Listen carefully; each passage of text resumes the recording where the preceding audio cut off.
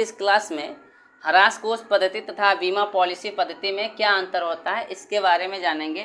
Difference between depreciation fund method and insurance policy method. अब देखो इसमें क्या अंतर होता है।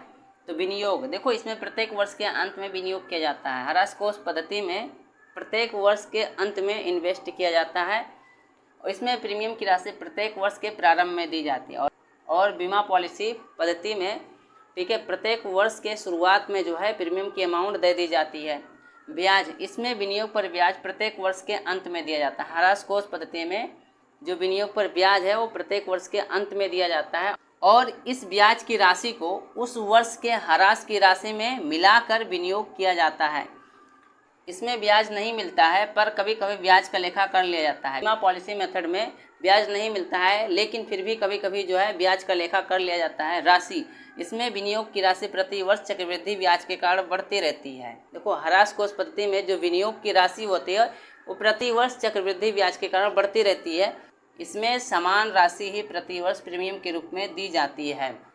अब जोखिम की बात करते हैं तो निर्धारित अवधि की समाप्ति पर विनियोग का बाजार मूल्य कम होने पर जोखिम उठानी पड़ती है।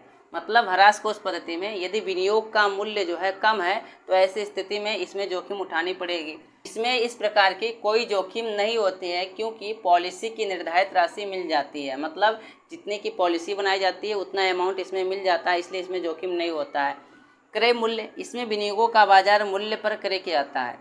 ह्रास कोष पद्धति में विनियोग को बाजार मूल्य पर खरीदा जाता है जो इनके वास्तविक मूल्य से कम भी हो सकता है या अधिक भी हो सकता है, पर ब्याज जो है सदैव वास्तविक मूल्य पर ही दिया जाएगा। जो इसकी रियल मूल्य होता है उस पर ब्याज दिया जाएगा और इसमें पॉलिसी की राशि के आधार पर प्रीमियम दिया जाता है। मतलब पॉलिसी की राशि जितनी डिसाइड होती है उसके आधार पर प्रीमियम दिया जाता है और बाजार मूल्य का प्रश्न नहीं उठता है इसमें। ये हो जाएंगे ह्रास कोष पद्धति और बीमा पॉलिसी पद्धति में अंतर।